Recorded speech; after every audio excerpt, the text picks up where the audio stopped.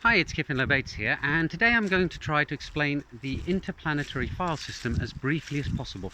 It's not blockchain, but it's kind of related to it. If you think about blockchain, that's a store of data that is both immutable and persistent, so you can verify the data hasn't been tampered with and it won't go away.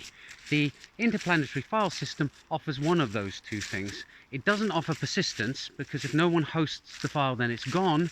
However, it does offer a form of immutability, which is you can tell that the file that was put in the system hasn't changed, and that is a useful property to have. And if the file is completely deleted and then later put back on again, it looks like it was there all along, because when you haven't changed the file, it ends up with the same file name on the interplanetary file system.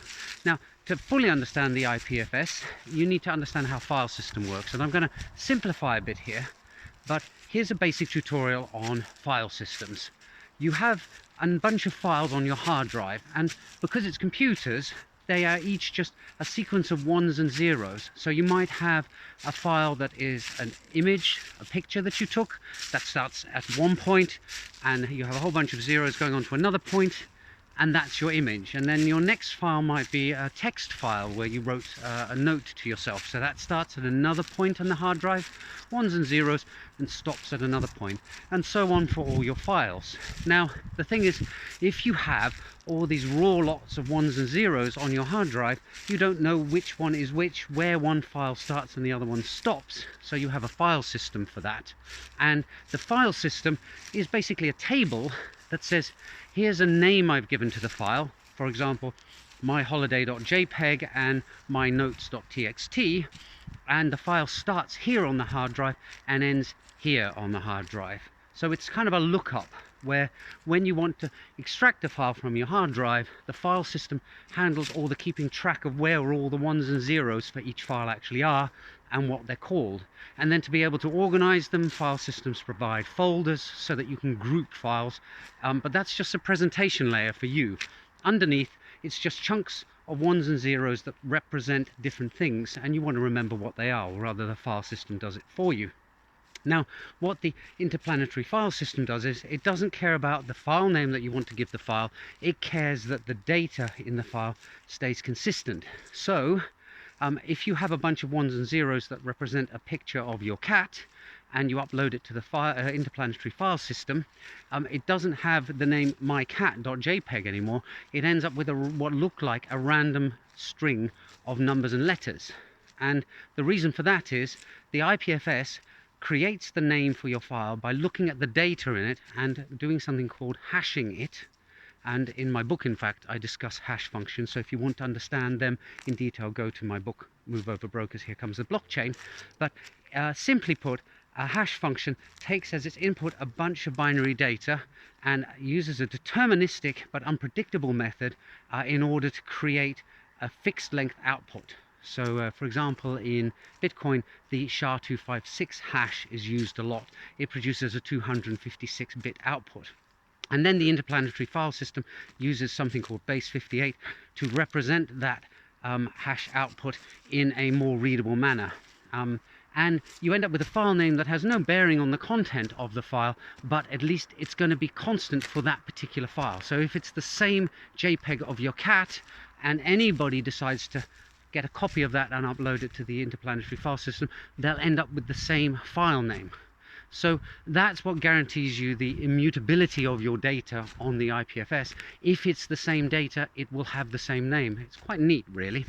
Now, the second thing about the IPFS is that unlike the hard drive on your computer, it resides on a peer-to-peer network. So everybody who runs an interplanetary file system node can host files for other people. And then the peer-to-peer network uses various discovery techniques so that if you're looking for a file, the nodes contact each other saying, hey, someone wants this file, and the request bounces around the peer-to-peer network until somebody who has it says, yeah, I've got it here, and they send it back to you. And that allows distributed storage of stuff. Now, of course, there are some downsides to this, namely that anybody can see your data. Now, if it's a picture of your cat, you probably don't care. However, if it's some secret notes that you've made, IPFS is not the best place to put them unless you encrypt them and upload them onto the IPFS that way. Although why you would want to do that in the first place would be beyond me. But at the moment, the IPFS is kind of popular for storing, for example, JPEGs associated with non-fungible tokens, because the non-fungible token is on the Ethereum network, mainnet, for example, or on Polygon, or on Binance Smart Chain, or some other smart contract chain. And those chains generally consider the storage of large quantities of data not to be a good idea. It's not the primary purpose of a blockchain, the storage of vast quantities of data. So what you can do is you can put the file on the interplanetary file system, which is more optimized towards storing large quantities of data, and you can put a pointer in your token on, say, the Ethereum blockchain that points to the IPFS. And okay, you don't have guaranteed persistence, but at least you know that the file hasn't been changed under your feet. If you have an NFT that points to a JPEG on someone's private server and you think it's going to be a nice CryptoKitty image, they could later change it for an image of a rather ugly frog or something like that, and then you wouldn't be too happy. But on the IPFS, either you're going to get exactly the right file or it's not going to be there.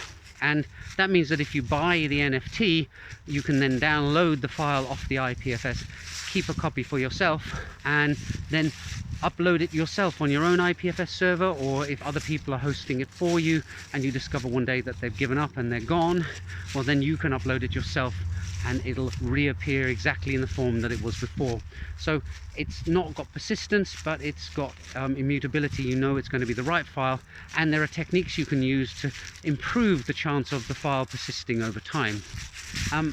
I hope I haven't moved too fast here. I've covered a lot of different topics, but anyway, it's a primer. If you're interested in it, then go and Google. There's lots of articles, especially on Medium, that cover all sorts of topics related to this, and hopefully this gives you a kickstart into understanding it all. That's it for today. Hope you found it interesting, and I'll see you in the next video soon. Bye for now.